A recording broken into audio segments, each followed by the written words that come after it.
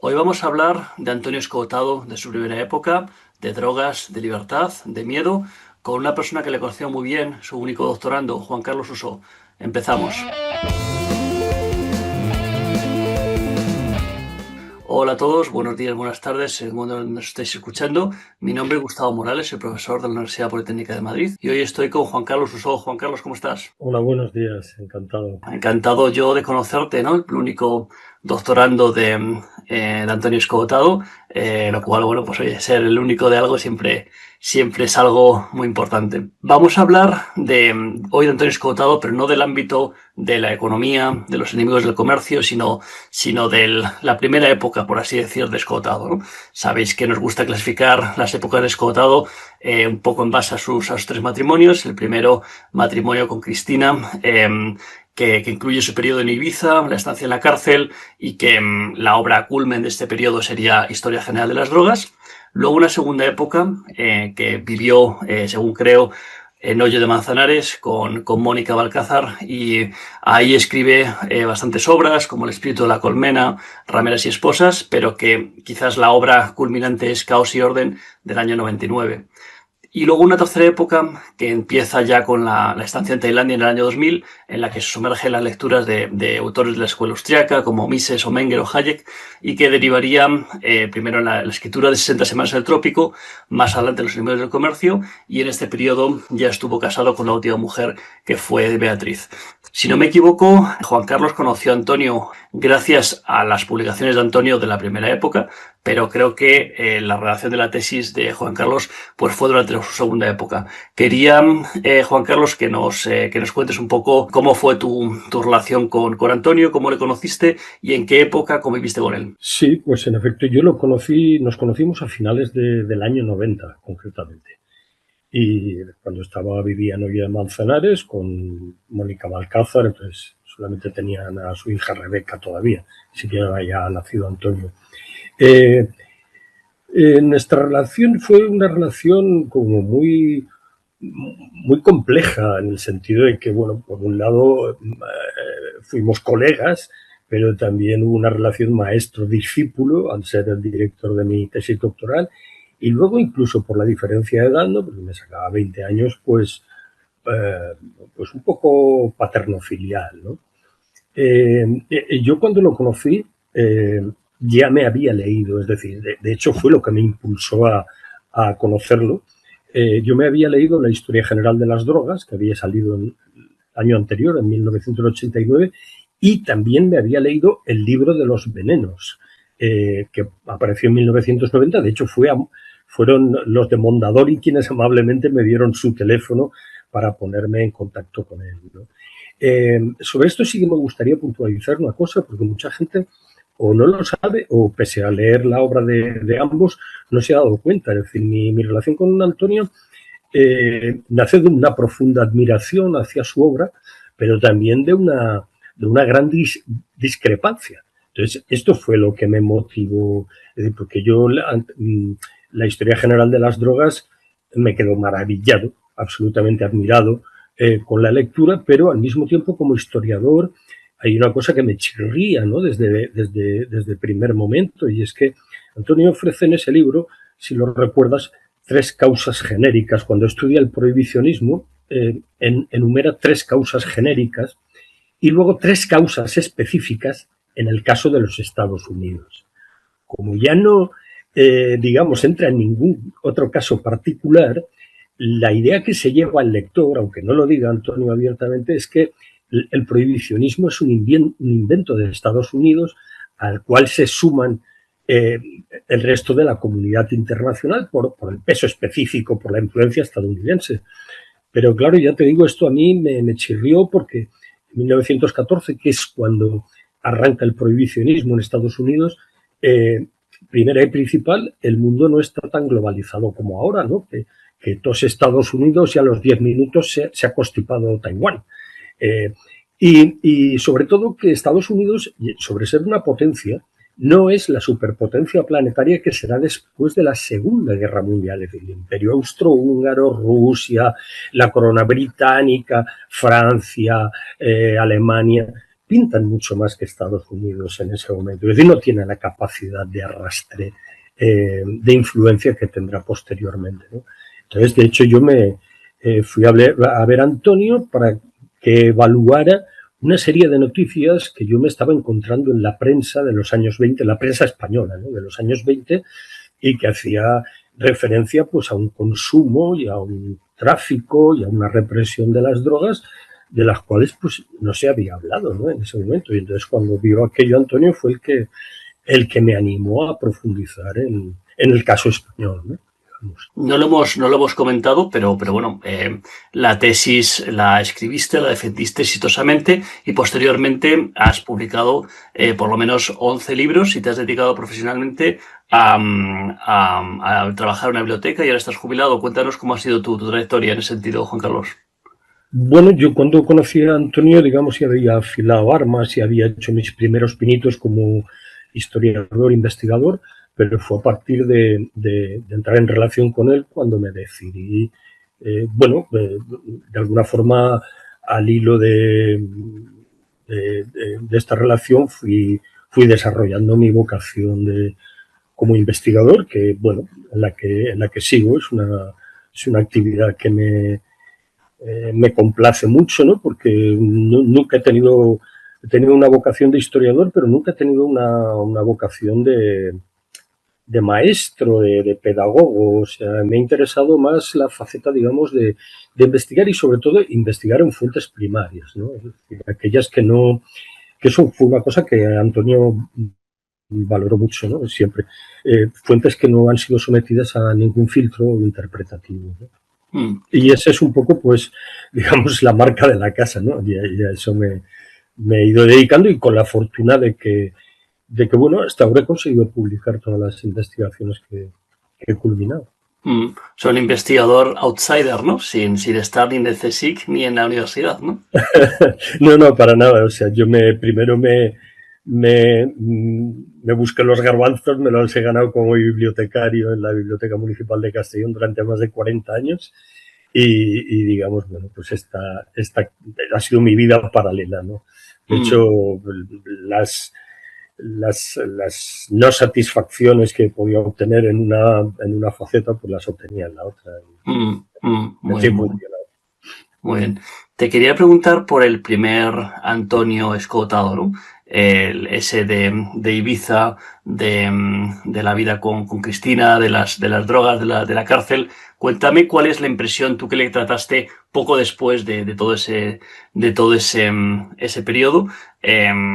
Cuéntame cómo fue ese periodo de Antonio. Bueno, yo tengo que decirte que yo llegué a conocer a Antonio Escotado, conocerlo de lejos. Yo estuve en Ibiza en el año 75 la primera vez y luego volví en el año 83. Entonces ya me hablaron de Antonio Escotado en Ibiza y él ya era todo un personaje, era todo un mito, ¿no? Lo que pasa es que yo en aquel momento pues ni se me hubiera ocurrido aproximarme a él. Por lo que sé, en conversaciones mantenidas con él a Ibiza lo llevó un poco la idea de contactar con la fraternidad del amor eterno, con la Brotherhood of Eternal Love, ¿no? Más conocida como la mafia hippie, ¿no? Esta gente que repartía amor y paz y ácido por todo el mundo, ¿no? Y yo creo que esto, bueno, según me contó él, fue la principal o una de las principales motivaciones que lo llevaron a Ibiza. Ya te digo, yo en aquella época, yo cuando lo conocí en el año 90 ya había salido de la cárcel y bueno, yo le pregunté, hablamos más de una ocasión sobre aquel episodio, un episodio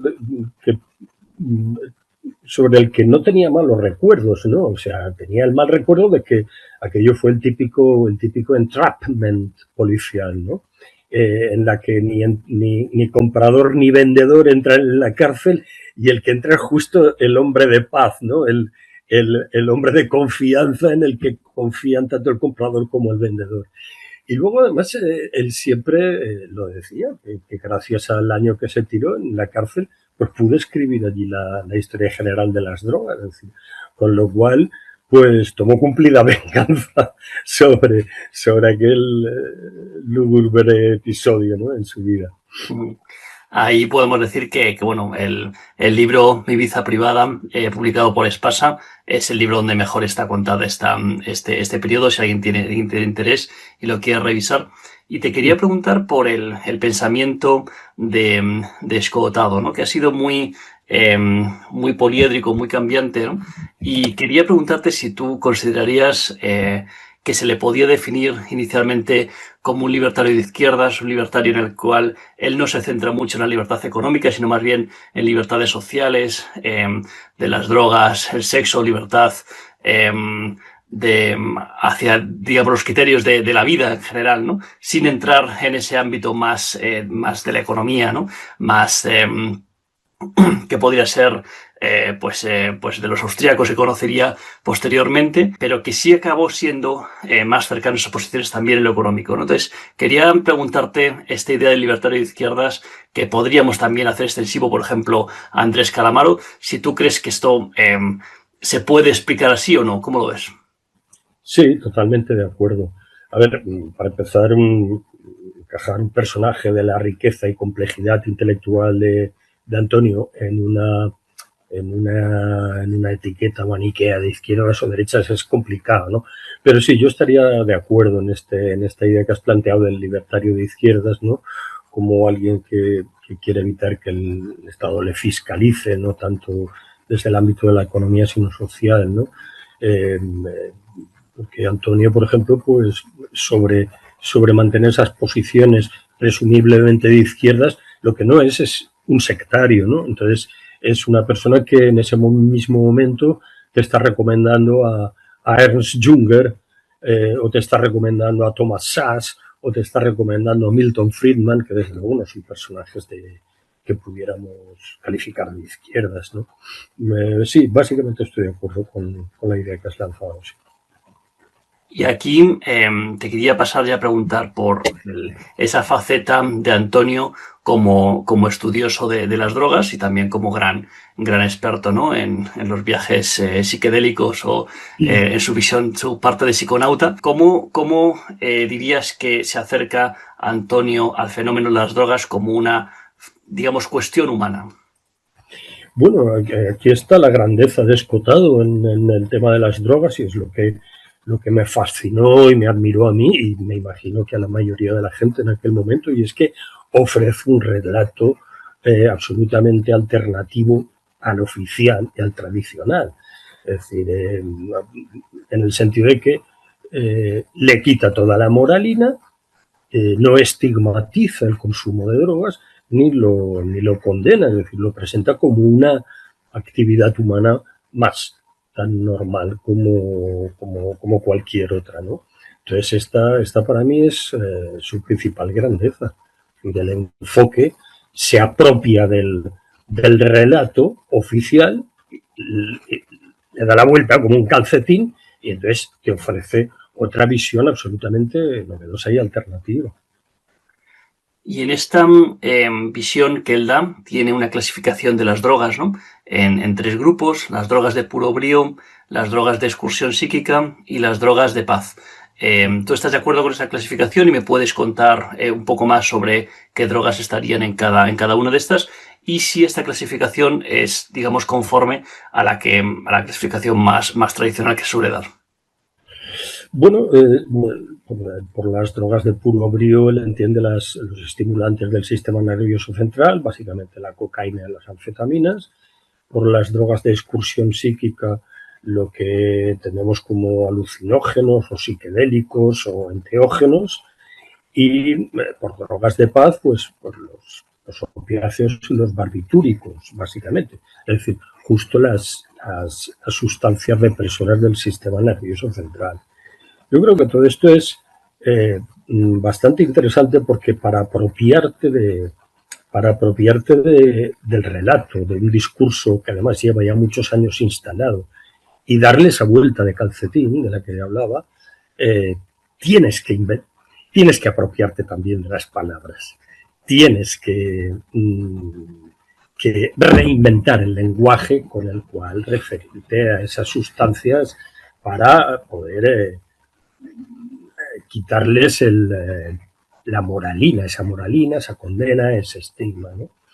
Porque todo esto, a mí es una parte que me interesa mucho, porque, bueno, me gusta la etimología. Entonces, es curioso, ¿no? Porque hasta que no aparece la psiquiatría como disciplina, las drogas no reciben una condena. Es decir, por ejemplo, hay es la terminología médica patologizante la que más daña, la que más el relato, ¿no? Hay una anécdota muy simpática yo creo que es del poeta Samuel Taylor Coleridge, que como sabes era adicto al láudano. Fue a visitar a un matrimonio amigo relativamente lejos de su casa, y estamos hablando de principios del siglo XVIII. Se deja la botella de láudano en su casa y, estando allí, pues al cabo del rato empieza a notar los síntomas de la carencia. Entonces empieza a hablar y es que sí, claro, si yo me deja una botellita, si yo tuviera la botellita, no tendrá usted a la señora de la casa. Y la señora llega un momento en que él le dice, oiga, señor Coleridge, si usted siente esa intensa añoranza por el láudano, ¿por qué no va a la botica y se lo procura? Entonces, es decir, entre llamar a una cosa síndrome de abstinencia o llamarla intensa añoranza, es como un abismo. Eso mismo ya te lo dice todo, ¿no? Hay otra, por ejemplo, es muy curioso como somos reacios a hablar de la palabra adicción y drogadicción. Las introduce la psiquiatría, pero además inglesa. En castellano no se habla de adicción ni de drogadicción, se habla de hábito. Tiene el hábito de la morfina. El doctor César Juarros escribe un libro a principios del siglo XX, El hábito de la morfina. Entonces, ahora, por ejemplo, después de pelearnos con esto durante muchos años, somos reacios a llamarle vicio. Preferimos llamarlo enfermedad porque pensamos que vicio es como una condena moral sobre los consumidores de droga, y no es cierto. Es decir, nosotros la palabra vicio en castellano no tiene por qué llevar una connotación moral. Es decir, muchas veces decimos, esa silla tiene un vicio porque bailotea una de las patas, o esa puerta tiene un vicio porque no cierra bien, ¿no? O esa mesa tiene un vicio y no estamos estableciendo ningún tipo de condena moral, ¿no? Y preferimos, sin embargo, utilizar la palabra enfermedad, y lo utilizamos sin entrar en mayores vericuetos, ¿no? Pero estamos hablando de una enfermedad orgánica o somática. Entonces estamos hablando de una enfermedad mental. Porque se considera desde principios del siglo XX, finales del siglo XIX, principios del siglo XX, que quien consume drogas de alguna forma está como atentando contra su salud. Es una forma de suicidio lento. Entonces, el suicidio al suicida se le considera un enfermo mental y como tal. Pero lo llamamos enfermedad, no le ponemos el adjetivo mental porque también es estigmatizante, y ahí estamos, en esa historia. Entonces, Antonio, yo creo que con esa clasificación que hablábamos de drogas de puro brío, de excursión psíquica y drogas de paz, ya está, digamos, el hecho de llamar drogas de paz a la terrible heroína, ¿no? Ya es una forma de quitarle hierro al asunto, porque, claro, hablamos que la heroína, por ejemplo, es un depresivo del sistema nervioso central, pero curiosamente uno de los primeros fines terapéuticos con las que la comercializa el Bayer es precisamente como antidepresivo. Y realmente es un antidepresivo muy potente. Otra cosa es que luego el uso reiterado te acarrea otras consecuencias, ¿no? Entonces, por ejemplo, pues los opiáceos son como... hay una última tendencia a verlas como como sustancias a las que recurre mucha gente para adaptarse a un medio hostil. Y no como evasión ni como todas estas cosas que nos han vendido, ¿no? Sino como justo como adaptativos, ¿no? Entonces, digamos, si queremos proyectar estos nombres de Antonio Escotado sobre la clasificación más clásica, ¿no? Que es de estimulantes, alucinógenos y depresivos, diríamos que, bueno, los estimulantes corresponderían a las drogas de puro brío de Escotado, ¿correcto? Correcto. Los alucinógenos, claramente, las drogas de excursión psíquica, ¿no? Correcto. Y los depresivos, entonces aquí la pregunta es si coincidirían totalmente con las drogas de paz por lo que has comentado de la clasificación de la heroína, ¿no? Cuéntame un poco más o desarrolla un poco más. ¿Tú crees que sí estaría, hay un match perfecto o no tanto? Bueno, coinciden, los depresivos coinciden en el sentido de que efectivamente son sustancias que deprimen el sistema nervioso central, ¿no? Pero Antonio Escotado prefiere llamarlas drogas de paz, ¿no?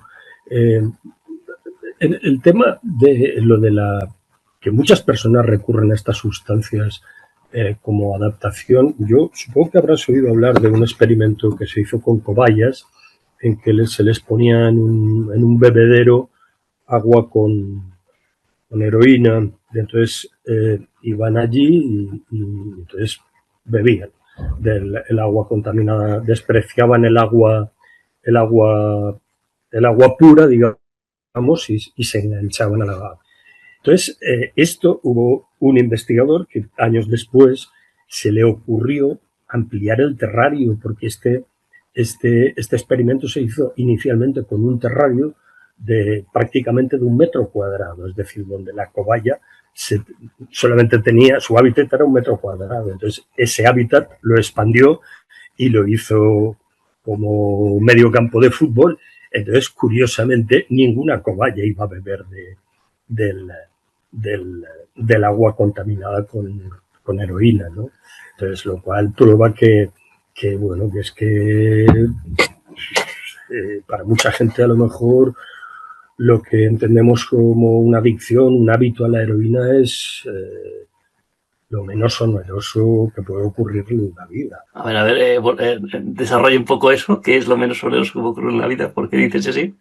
Hombre, porque ante una situación familiar de desestructura, de abusos familiares, de alcoholismo, de malos tratos, al final de no trabajo, de precariedad en todos los sentidos, es decir, pues encontrar un refugio de paz como la heroína, pues puede ser lo menos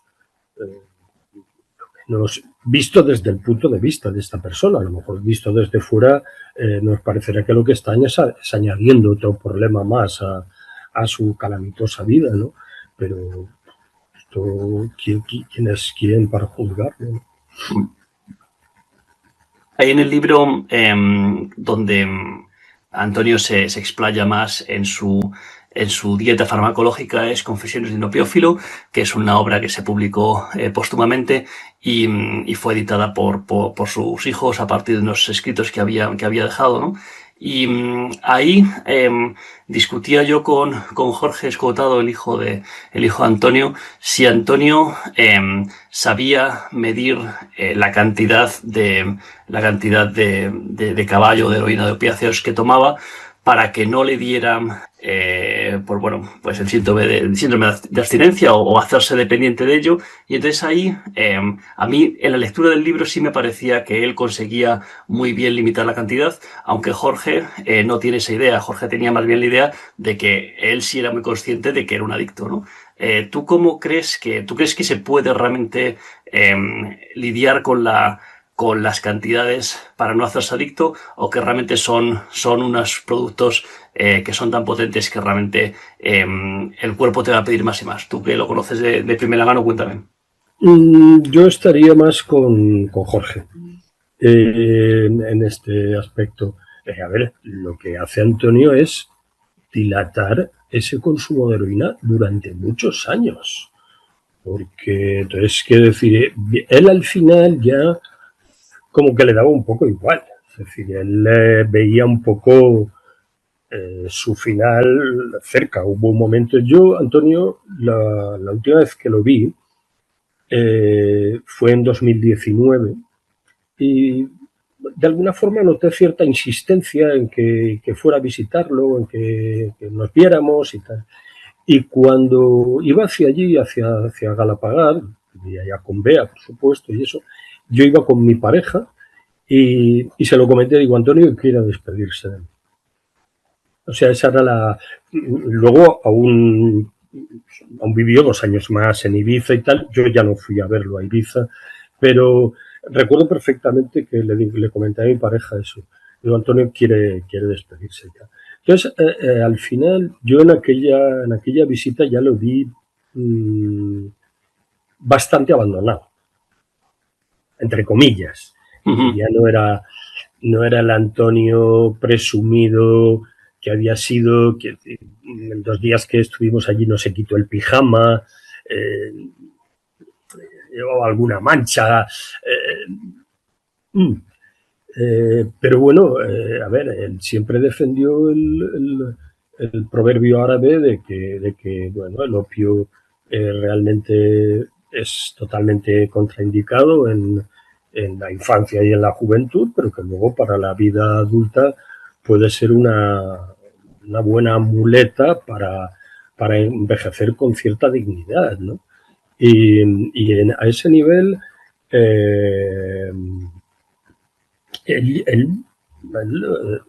fue muy coherente con sus ideas. Yo, mira, si quieres te puedo contar una exclusiva. Antonio y yo nos distanciamos durante los últimos años un poco. Bueno, en el distanciamiento tuvo que ver los enemigos del comercio, en el sentido que, bueno, mi interés seguía centrado en el tema de drogas y el de él pues ya derivó hacia otros. De hecho, yo me leí el segundo volumen un poco por insistencia de él, que le hiciera una reseña en aquel momento en una web, la hice. Claro, al leer el segundo volumen me tocó leerme las 90 páginas de la presentación de la obra, pero yo nunca tuve. Pero sobre todo porque a mí me diagnosticaron cáncer en 2012, linfoma. Entonces Antonio, bueno, teníamos contacto por email, por teléfono y eso, pues me envió medio gramo de heroína y me dijo, bueno, ya sabes lo que tienes que hacer, ¿no? Entonces, un poco, yo sé que él sintió que yo había traicionado un poco sus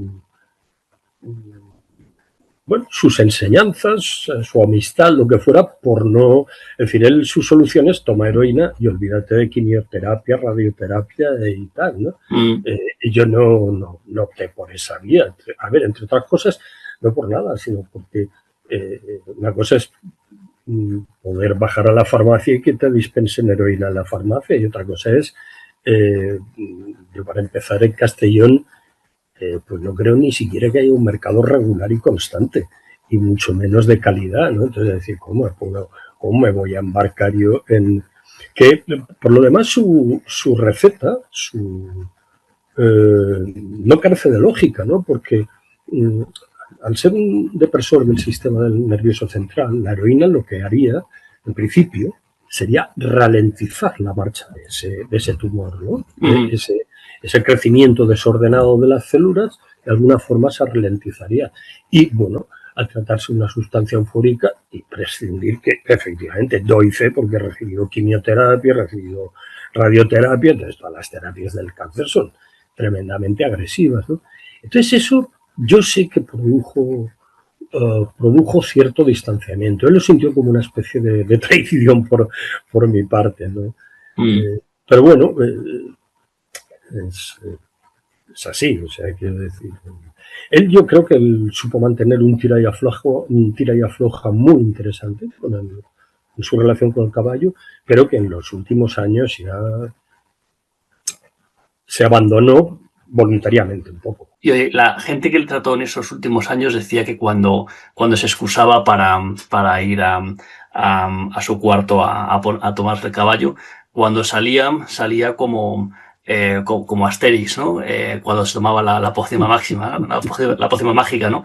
Que salía absolutamente eufórico. Entonces, ¿cómo casa eso con que con que la droga sea, con que el caballo o la heroína sea un depresivo del sistema nervioso central? Explícanos un poco cómo ves esa combinación. Bueno, a ver, es que una cosa es que te deprima el sistema nervioso central. A ver, yo soy historiador, ¿eh? Pues difícilmente te lo puedo explicar, ¿no? Eh, entonces, una cosa es que deprima el sistema nervioso central, pero otra cosa es que tenga una banda eufórica, como tiene, ¿no? Por otra parte, te diré que yo de mí nunca se escondió para tomar heroína, ¿eh? Te puedo asegurar que nunca se fue a ninguna otra parte. Además, de hecho, yo alguna vez lo acompañaba en sus tomas de heroína, lo acompañé, ¿no? Y tampoco es que yo creo que yo tampoco veía ese cambio de que saliera hecho Asterix después de tomar la poción mágica, sino que simplemente llega un momento en que cuando has desarrollado un hábito, eh, si no quieres caer en un malestar físico, pues tienes que tomarte tu dosis de heroína, no hay más. Es decir, sí, efectivamente, al final, en los últimos años, es decir, yo recuerdo pues las primeras veces que la tomé con él, la tomábamos en plan speedball, ¿no? Es decir, una rayita de cocaína y el remate final, heroína, ¿no? Para darte ese toque eufórico, ¿no? Yo luego ya nunca se lo vi tomar, siempre era heroína, solo heroína y eso, ¿no? Es decir, yo estoy completamente seguro de que en los últimos años tenía un hábito al opiáceo, un hábito, lo que no sabría decirte es de qué cantidad. Y luego Antonio, eso también te lo puedo garantizar, él nunca se pinchó en la toma vía nasal. O sea, le daban pánico las agujas. Quería pasar ahora a hablar de las aportaciones de Antonio al ámbito del derecho, porque él en realidad, bueno, le hemos hablado mucho de su filosofía y de su estudio de sus estudios históricos, ¿no? Pero en realidad él en lo que tenía una formación, digamos, formal era en derecho, si no me equivoco, y creo que digamos, del estudio de las drogas se deriva una cuestión que también es importante en el derecho, que es que en realidad en el ámbito de las drogas hay un crimen sin víctima, y creo que es una idea que ha impactado también en algunas gentes que se han dedicado al derecho, como algunos jueces. Háblame de esta parte también, Juan Carlos. Sí, bueno, yo la verdad es que el concepto de delito sin víctima lo conozco no por Escotado, sino por Emilio Lamo de Espinosa, que saca un libro que aparece justo el mismo año que la Historia General de las Drogas, que se llama así, Delito sin víctima, orden social y ambivalencia moral. Entonces, Antonio, supongo que Antonio conocería a Emilio Lamo de Espinosa, asume perfectamente este concepto, porque realmente es un concepto clarísimo, o sea, meridiano, ¿no? Es decir, se persigue en argumentos de orden público, de salud pública o moralidad, no en daños a terceros, ¿no? Y esto luego, de hecho, sin ser especialista en derecho, me dio pie a profundizar, ¿no? Es decir, es curioso, yo te vendo a ti 1 gramo de cocaína o de heroína o medio gramo y se me acusa de un delito contra la salud pública y la salud de todos. Sin embargo, enveneno el agua o el aire, que eso sí que es de todos, y eso no es un delito contra la salud pública, es un delito ecológico o un delito contra el medio ambiente. Es decir, pero bueno, ¿en qué mundo absurdo vivimos, ¿no? Y bueno, efectivamente, el concepto de delito sin víctima no solamente cala en Escotado o a bandera Escotado, sino otros juristas de gran talla, de José Luis Díez Ripollés, de Manuela Carmena, de Cándido Conde Cumpido, es decir, que son gente que en aquel momento plantean, digamos, serias objeciones a la represión del tráfico de drogas, ¿no? Porque además no podemos olvidar que en la prohibición de las drogas es en parte una iniciativa teológica. Esto lo decía también Escotar. Es una iniciativa teológica en el sentido de que desde un ámbito cristiano en general, pero sobre todo católico, el cuerpo humano es la casa del espíritu. Como estamos hechos a imagen y semejanza de Dios, pues el cuerpo es un poco la casa del Espíritu Santo, ¿no?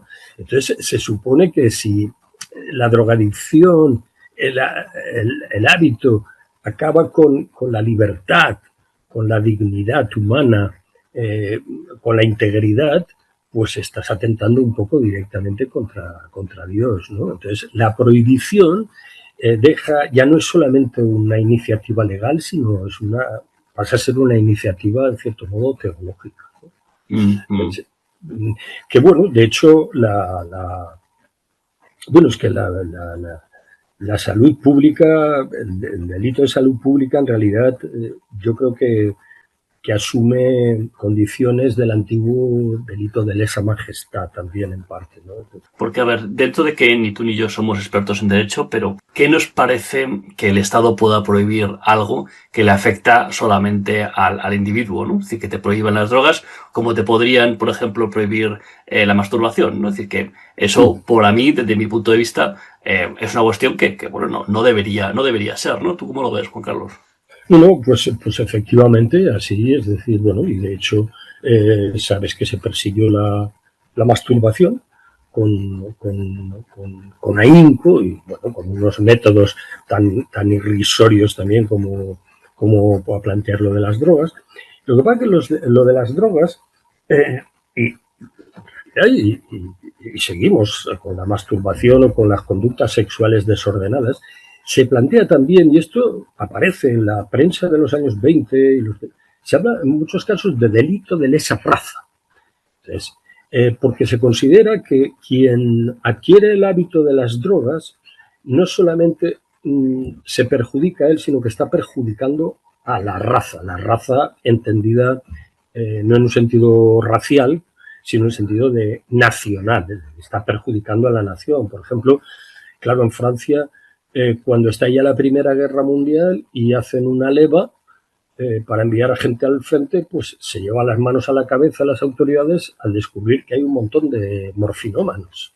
Entonces, claro, el morfinómano, desde el momento en que no es útil para el servicio, para las armas, para las trincheras, pues es que no solamente se perjudica, él está perjudicando a Francia, a la raza francesa. Por eso se habla también entonces, efectivamente, desde nuestro punto de vista es absolutamente absurdo, pero claro, si vemos cómo ha evolucionado la prohibición de las drogas desde sus inicios, nos damos cuenta de que, bueno, hay cierta lógica en el sentido de, bueno, pues se considera que sí, que hay un perjuicio a la colectividad, aunque el consumo sea individual, y luego pues esta parte de esta iniciativa teológica no podemos prescindir de ella. Es decir, bueno, yo es que, por ejemplo, me asombro cuando me encuentro cantidad de textos de historia de España, de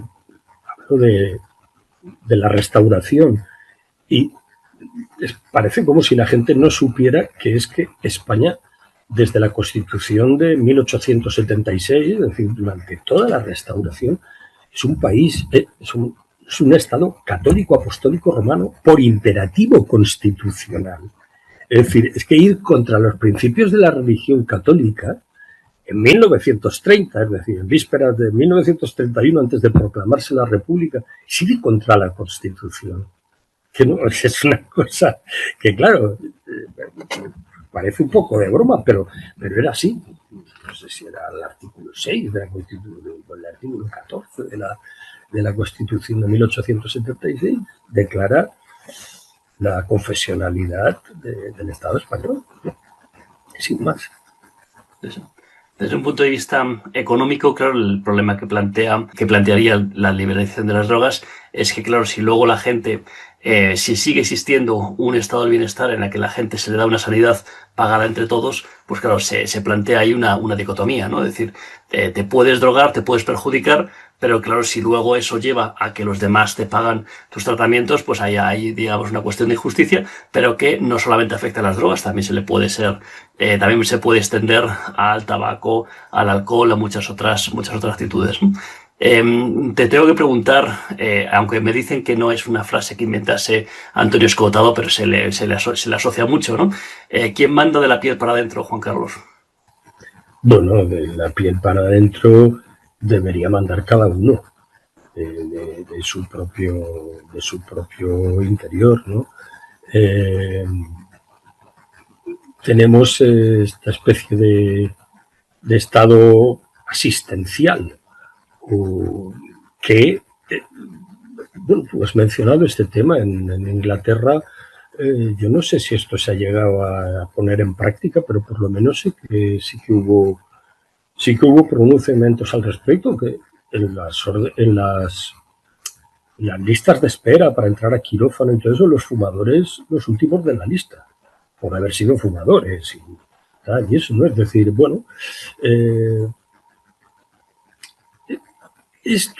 el tema de las drogas, cuando planteamos el tema de la legalización, yo no lo plantearía en esos términos, yo lo plantearía en otros términos. Es decir,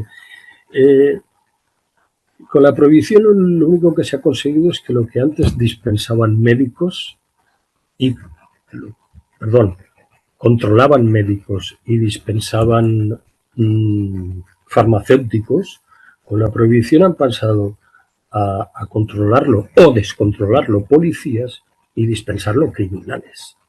En fin, estos son los dos modelos. ¿Cuál prefieres? Con independencia de beneficios o perjuicios de tipo moral o económico. Es decir, ¿qué quieres? ¿Que esto siga siendo cosa de policías y criminales? ¿O que vuelva a ser cosa de médicos y farmacéuticos?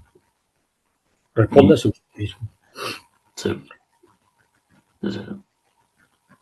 ¿Qué me dices del paso de Escotado por la cárcel? Que en la Ibiza privada más o menos lo cuenta un poco de una manera pues casi positiva y jocosa, como que le ayudó a escribir Las Enemigos del Comercio. ¿Tú crees que le afectó personalmente, que le causó depresión, que estuvo bajo de ánimo, que le hizo cambiar algo de su forma de ser? ¿Cómo crees que vivió ese paso por la cárcel? Yo creo que no. Creo que no. Todo y que, ya te digo, yo lo conocí después, pero Antonio era una persona tremendamente positiva, tremendamente optimista. Yo muchas veces me preguntaba en mi fuero interno si era así de verdad o era una pose, porque era una cosa espectacular. Es decir, yo de las personas más optimistas, más positivas que he conocido en mi vida, ¿no? Incluso sabía encontrarle a situaciones jodidas, pues encontrarles la parte positiva. Yo, ya te digo, yo por lo menos me quedé no por la lectura de mi Ibiza privada, sino por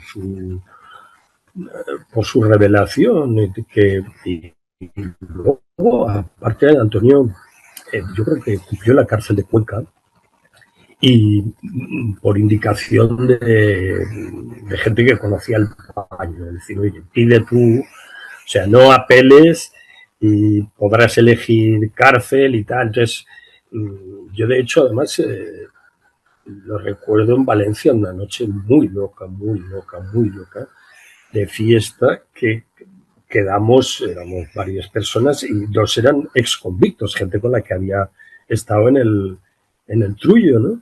En la cárcel. Y, o sea, él no creo que le quedara una no creo que fuera una mala experiencia para él. A ver, yo qué sé, yo muchas veces yo estuve 7 años interno, ¿no? Desde los 8 hasta los 15 años, ¿no? Y yo creo que es una de las experiencias más positivas que he vivido en mi vida. Es decir, desde luego no sería como soy, ni tampoco tendría yo luego, bueno, esto es otra cosa. Una cosa es el internado y otra cosa es el nivel académico o formativo que tuvieras, ¿no? Pero yo viví de rentas de aquellos años, ¿no? Entonces, bueno, la experiencia también que adquirí en la vida no la hubiera adquirido no habiendo estado interno, ¿no? Entonces, gente que lloriqueando porque sus padres lo han enviado un verano, en plan, es que me han metido interno todo el verano, en plan, si estuve 7 años, joder, y aquello fue una maravilla, ¿no? No creo que agriara para nada el carácter de Antonio, para nada. Te quería preguntar ahora, Juan Carlos, sobre si hay un giro filosófico que le podemos dar a esta conversación y si realmente cuando nos habla de las drogas, Antonio Escoutado nos habla en realidad del miedo, ¿no? Del miedo que la sociedad tiene a las drogas, más que otra cosa. Sí, por supuesto. O sea, es el miedo a perder el control, el miedo al placer, el miedo a lo desconocido, pero también es la ignorancia. Antonio nos está denunciando, está metiendo el dedo en la llaga del miedo, pero también de la ignorancia. Además, él lo dirá muchas veces, es decir, las drogas no matan, las drogas no enganchan, mata la ignorancia. Lo que sucede con las drogas es una cosa muy curiosa, ¿no? Porque en principio la guerra contra las drogas observa todos los principios de aquello que conocemos como pánico moral, ¿no? Los folk devils, los demonios populares. Entonces casa perfectamente en el esquema, menos en una cosa, y es que el pánico moral, una de las características es que es efímero, que dura poco en el tiempo. Entonces, con las drogas llevamos ya 100 años. Entonces, que no seamos capaces de ver esta metedura de pata tan enorme. Fíjate que con el alcohol se rectificó a tiempo, por decirlo de alguna forma. Pero con las drogas no se ha rectificado, es decir, se sigue persistiendo en ese error cuando además está reconocido públicamente que es un error. Es decir, que no hemos mejorado en nada, ¿no? Entonces, es decir, efectivamente es un pánico moral, pero que tiene alguna característica más que se nos escapa. Yo creo que está relacionado no tanto con el miedo, sino con la ignorancia, sobre la cual, pues, Antonio también insistía mucho. De hecho, los primeros capítulos de Historia General de las Drogas se hace mucho hincapié en cómo la Inquisición perseguía a las brujas, como un reflejo prácticamente de esa ignorancia, de ese desconocimiento, de decir, bueno, esto es que realmente no entiendo por qué hacéis lo que hacéis o por qué, y simplemente es decir, me molesta, digamos, vuestra propia existencia por lo que os separáis del marco que nosotros queremos transmitir, ¿no? Claro, volvemos a esa especie de iniciativa teológica. Hay una frase mía que al final ha tenido cierto éxito y ha sido reproducida en más de una ocasión, ¿no? Y muchas veces me ha costado decir, hombre, Uso, ¿cómo dices estas cosas y tal, ¿no? Entonces, en una entrevista hace muchísimos años me preguntaron, bueno, pero los humanos, ¿por qué nos drogamos y tal? Yo dije, pues mira, nos drogamos para estar bien y si ya estamos bien, para estar mejor.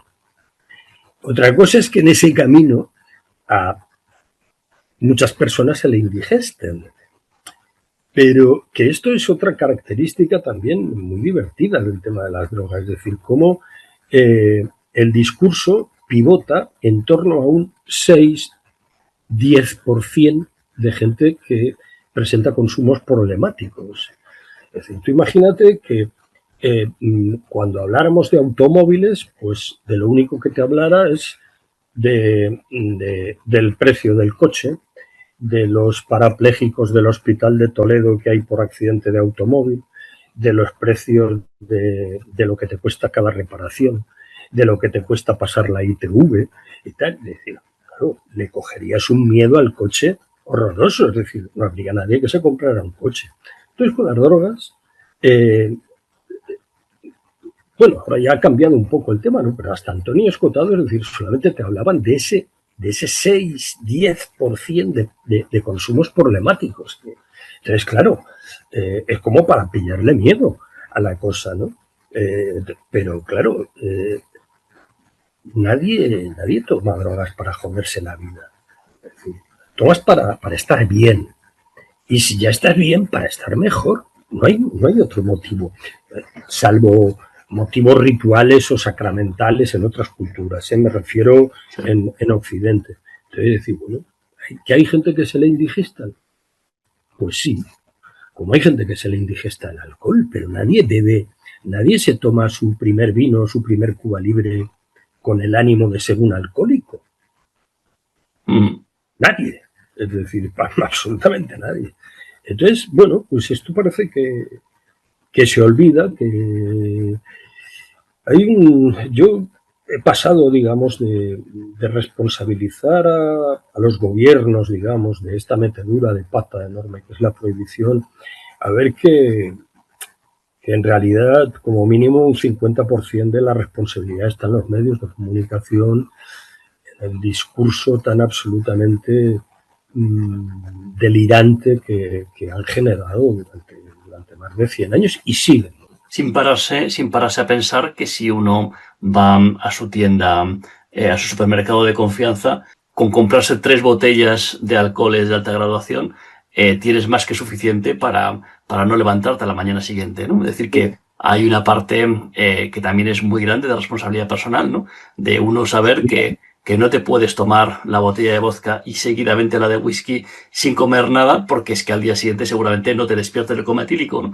Y eso es una cosa que la propia gente pues asume, ¿no? Y convivimos con ello con total naturalidad, ¿no? Y a veces me pregunto si no realmente quitásemos ese velo de miedo y tuviésemos realmente incluso la posibilidad de probarlo de manera recreativa, ¿no? Como nos hemos ido acercando todos a al alcohol, ¿no? Es decir, que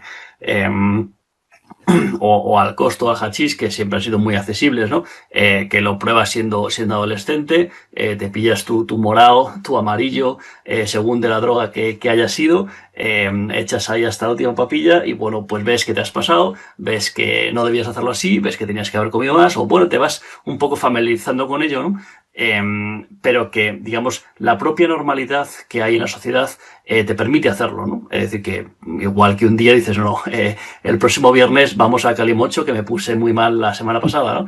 Pues tienes esa opción, ¿no? Y lo que pasa es que con las drogas muchas veces, claro, como lo compras de manera ilegal y no sabes lo que estás tomando, pues no puedes hacer esa graduación, digamos, intelectualmente programarte tú intelectualmente, ¿no? Uh-huh. Sí, así es. Ya para terminar, quería preguntarte, bueno, sobre la historia general de las drogas, que es un libro, ahora mismo se puede comprar, si no me equivoco, con la versión de Espasa y también la versión en 2 tomos que ha publicado la Emboscadura. Yo tengo esta segunda edición de la Emboscadura con un tomo en blanco, un tomo en negro, la verdad que me gustan mucho los libros. Te quería preguntar, ¿quién crees que puede sacar provecho de la lectura de estos tomos y quién debe ir pues a otros libros más breves sobre las drogas que he escrito Escotado, como el libro de los venenos o Aprendiendo de las drogas o otros que hay por ahí? Bueno, yo creo que cualquier persona interesada en el devenir humano, es decir, a mí el gran valor de la historia general de las drogas es que es una historia general de la humanidad vista a través de las drogas. Es decir, hay mucha gente que bueno, sobre todo estos últimos años, que han empezado a hacerle críticas a Escotado y incluso por mi visión, ¿no? Aquello de decir, pues al final no es como contaba con Escotado, lo de la prohibición no es un invento de Estados Unidos, sino que van llegando todos los países, cada uno por su por, su, por sus propias razones y tal. Y eso. Pero Escotado se atreve a mucho, es decir, una historia general. Yo no me atrevería a abordarla, es decir, si yo abordo mis abordajes son a nivel estatal, es decir, el marco administrativo sobre el cual aplico mi visión es España, pues imagínate atreverte a hacer esto a nivel mundial, es decir, tiene los efectos de detalle. No puedes llegar al nivel de detalle que si haces una historia más regional o local, pero tiene esa ventaja, tiene esa enormidad, ¿no? Que estás ante una historia general. Entonces, al ser una historia general y además que arranca prácticamente, vamos, desde la antigüedad, lo que te está ofreciendo es una historia de la humanidad. Es también un poco lo de los enemigos del comercio, es decir, es una historia de la humanidad vista desde el punto de vista de la economía y el comercio, ¿no? Pues estamos ante lo mismo, pero vista desde el punto de vista de las drogas, ¿no? Entonces, te ofrece una perspectiva sobre la humanidad brutal.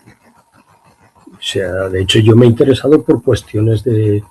Yo me especialicé en historia contemporánea, entonces, pues, por ejemplo, pues a mí la historia clásica de Roma y Grecia y eso, pues no, la historia de la Edad Media, pues no me interesa mucho, pero sí que me he interesado y he leído cosas a raíz de la lectura de la historia general de la droga. Bueno, pues voy a profundizar en el siglo XIV y he descubierto libros, por ejemplo, el pan salvaje, ¿no? Que, o sea, me ha abierto los ojos a otras lecturas y a mí me parece una obra monumental, a todos los niveles monumental, es decir, admirable, ¿no? En todos los sentidos. Yo te digo, es una historia social, una historia general de la humanidad. También otros libros de Antonio sobre la misma temática es el libro de los venenos de 1990 o Para una fenomenología de las drogas del año 92, Aprendiendo de las drogas del año 97 y el libro póstumo Confesiones de un opiófilo de 2023. En todos ellos un poco se recupera esa idea de la sobria ebriedad, ¿no? que recomienda o propone el uso de las drogas como un reto ético y estético al que se debe aproximar sin glotonería, con cautela y elegancia. Juan Carlos. Sí, bueno, en realidad el libro de los venenos para una fenomenología de las drogas y aprendiendo de las drogas es el mismo libro. Lo que pasa es que Antonio, que era muy listo en estas cosas, le cambia el título, ¿no? Bueno, sí que es verdad que de una edición a otra hay algunos añadidos, algunas correcciones, pero es el mismo libro y al final acaba vendiéndolo como un apéndice a la historia general de las drogas en la edición tocha esta de Espasa, ¿no? Las confesiones de un opiófilo que tuve el honor y el placer de prologar, me parece una obra menor comparado con las otras, ¿no? Y una obra un tanto descompensada, que lo digo en el prólogo, porque, bueno, Antonio perdió el manuscrito, extravió el manuscrito en 2 ocasiones y entonces hay como unos vacíos durante unos años, es decir, la información, las entradas están muy concentradas en unos años determinados y hay unos vacíos cronológicos enormes, ¿no? Debido a esos extravíos porque le escribía a mano y entonces pues eso, perdía la carpeta donde estaban los folios y hasta que no aparecía un guión. Pero no obstante me parece un libro que contiene perlas escotadianas de primer orden, es decir, cualquier escotófilo no se lo debe perder, ¿no? Entonces, bueno, a mí me parece que al final, aparte que Antonio siempre tuvo una especial pasión por meter sapos en el sagrario, me da la impresión, pues esta defensa de la libertad individual, ¿no? Este decir de la piel para adentro mando yo, ¿no? Esta defensa a ultranza de la autonomía frente a la injerencia, a la intromisión del Estado, pues es lo que sería lo fundamental, ¿no?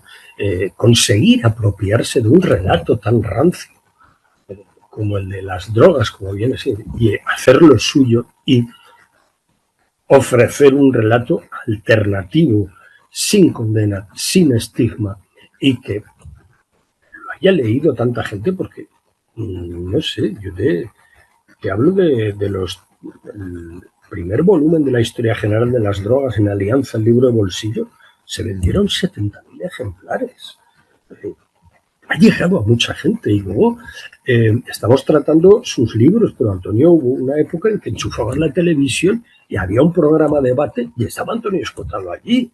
Entonces, Antonio también, hay una defensa de la libertad, pero hay también una ilustración farmacológica que él asume con sumo riesgo, habiendo estado en la cárcel por este tema. Es decir, hay que tenerlos muy bien puestos.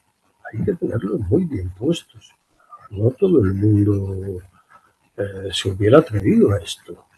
Es decir, de hecho, yo creo, volviendo a lo del tema de la prohibición y tal, yo creo que uno de los grandes problemas que tiene el tema de las drogas es que la gente que consume drogas no lo dice.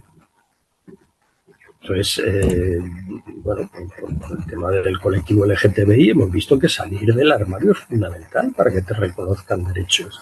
Entonces, no es tanta ni tanta gente la que ha salido del armario. Es decir, así como con la gente que tiene problemas enseguida nos enteramos de que tiene problemas y está pidiendo ayuda y está pidiendo una subvención y que le hagan caso y tal, la gente que consume drogas sin problemas, que es la inmensa mayoría, normalmente se lo suele callar.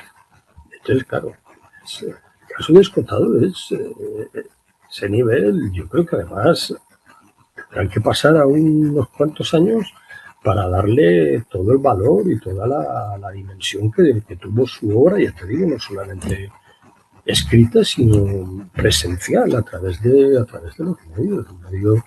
En aquel momento de absoluta difusión por la televisión.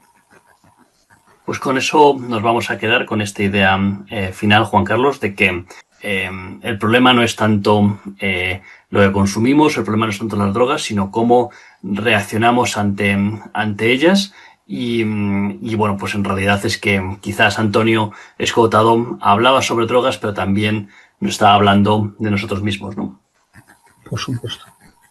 Muy bien, pues te agradezco mucho el tiempo, Juan Carlos, para hablar de estos temas, y aquí nos despedimos.